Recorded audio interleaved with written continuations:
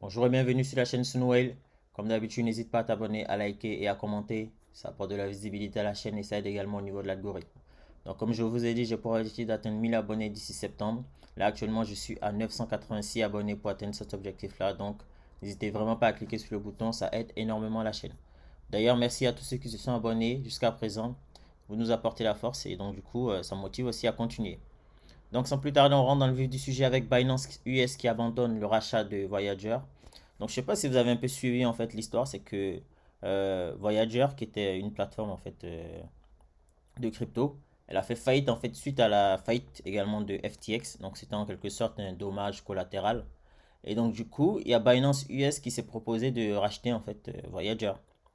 Donc en gros, les négociations étaient en cours, sauf que la SEC a mis son nez dans l'histoire. Donc il a contesté en fait le rachat de Voyager par Binance US. Et donc du coup, on a fait pas mal d'allers-retours au tribunal. Et au final, la semaine dernière, il y a eu un accord en fait qui autorisait du coup maintenant Binance US à racheter Voyager pour 1 milliard de dollars. Sauf que du coup, Binance US, ils en ont un peu marre et donc du coup, ils ont décidé d'abandonner en fait le rachat de Voyager, disant que le climat réglementaire aux États-Unis était hostile et incertain. Et donc du coup, ça peut se comprendre parce que là actuellement, comme j'ai dit, il y a la SEC qui attaque tout le monde. Gary Gensler et sa team, ils sont un peu chauds actuellement. Et donc du coup, c'est pas assez clair en fait en termes réglementaires pour Binance US et donc du coup ils ont préféré se retirer. Donc voilà, Voyager en tout cas, Voyager, c'est eux qui sont qui perdent en fait dans l'histoire quoi. Donc on continue également avec Binance qui fait son retour du coup en Russie. Donc en fait, si vous n'êtes pas au courant, Binance, ils avaient en fait quitté le pays. En gros, ils avaient cessé en fait l'activité. Ils avaient décidé de mettre, on va dire, temporiser en fait son activité dans le pays suite au conflit en fait. Donc il y a eu pas mal de restrictions de la part de grands pays tels que les États-Unis et tout, etc. Donc ce qui a obligé que il y a Visa et Mastercard qui étaient partenaires de Binance dans le pays et donc en Russie ont quitté le pays et donc du coup ça a forcé en quelque sorte Binance à limiter en fait son activité dans le pays. Et donc du coup en fait jusqu'à présent toute personne qui avait plus de 10 000 euros sur la plateforme de Binance ne pouvaient pas faire de trade en fait. Et par contre, ceux qui étaient en dessous de 10 000 euros, ils pouvaient en fait faire des activités, donc acheter et tout, etc. Mais si tu avais plus que dix mille euros, ben là, tu étais un peu bloqué. Tu étais obligé d'attendre en fait, parce que tu n'avais pas de moyen de faire des transactions, retirer ton argent, etc. Donc du coup, ça y est, c'est officiel, ça a été confirmé par le Binance Support, disant que du coup le pays, le projet, donc la plateforme Binance euh, était pleinement du coup disponible dans le pays. Donc maintenant, toute personne en fait peut vraiment en fait profiter en gros, pouvoir acheter en fait des crypto-monnaies, etc. Donc c'est une très bonne chose. Binance qui fait des bons moves donc depuis sa création. C'est pour ça que c'est la première plateforme au monde.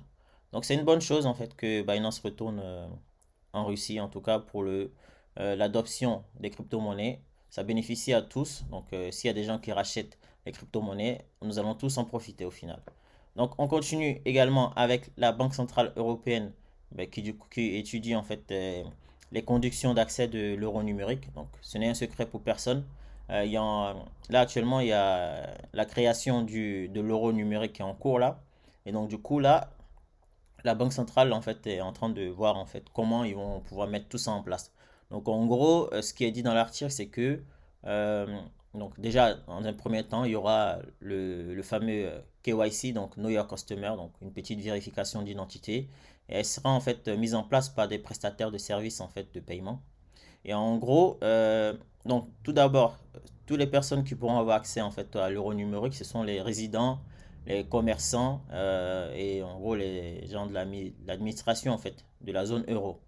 Et ensuite, après, en fait, ça va se déboucher en fait aux consommateurs de l'espace économique européen et dans un autre temps aussi des pays en fait tiers. Euh, donc voilà.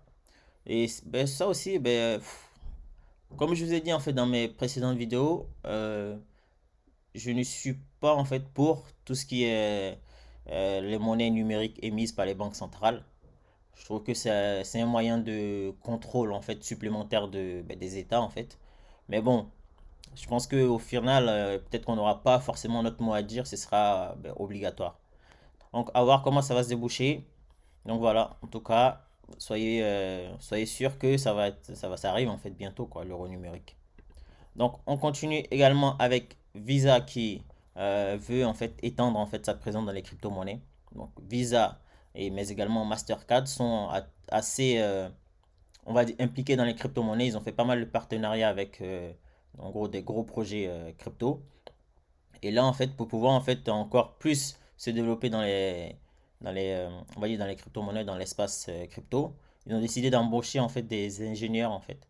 Donc en gros, dans l'offre, c'est que tout développeur ou ingénieur qui est assez, on va dire, compétent dans tout ce qui est les layer 1 et layer 2, donc les couches 1, couche 2 en français, mais également toute personne ayant une compétence donc, dans les smart contracts et qui comprennent en fait le langage Solidity, et ils peuvent en fait essayer de postuler en fait et avoir donc on voit un poste chez Visa. Donc voilà, Visa aussi qui veut pas lâcher l'affaire. Donc là, ils se rendent compte que en fait les cryptos c'est pas pour s'arrêter en fait. C'est fait pour durer dans l'avenir et là et tous ils veulent maintenant leur part du gâteau. Donc voilà, Visa qui veut intensifier sa présence dans les crypto-monnaies. Mais c'est également aussi le cas de Google. Donc Google Cloud qui a annoncé en fait son partenariat avec Namsen. Donc pour ceux qui ne connaissent pas Namsen, c'est une plateforme en fait qui permet d'analyser les flux des crypto-monnaies. Donc elle a été en fait rendue, on va dire célèbre, on va dire en novembre on va dire, novembre 2022, suite à la faillite de FTX et après l'annonce de Binance de faire une vérification de fonds, on va dire. Voici les réserves en fait, vérification de réserves. Donc en gros, sur cette plateforme-là, tu peux voir d'où viennent les fonds, etc. Quels sont les plus gros fonds sur une plateforme. Et ils ont décidé de faire, donc ils ont fait un partenariat avec Namsen. Donc Namsen, d'ailleurs Namsen, ils font partie du programme de Google. Donc, euh, donc le programme s'appelle Programme Web3 Startup, dans lequel on a par exemple Alchemy, Aptos, Base. Donc Base, c'est le projet de le layer 1 de Coinbase. On a aussi Celo, Flow, Edera, du coup Namsen. On a Near, Polygon, Solana et ThirdWeb. Donc le partenariat en fait il va permettre du coup à tout projet de pouvoir utiliser en fait les données de Namsen pour pouvoir en fait analyser les données etc etc.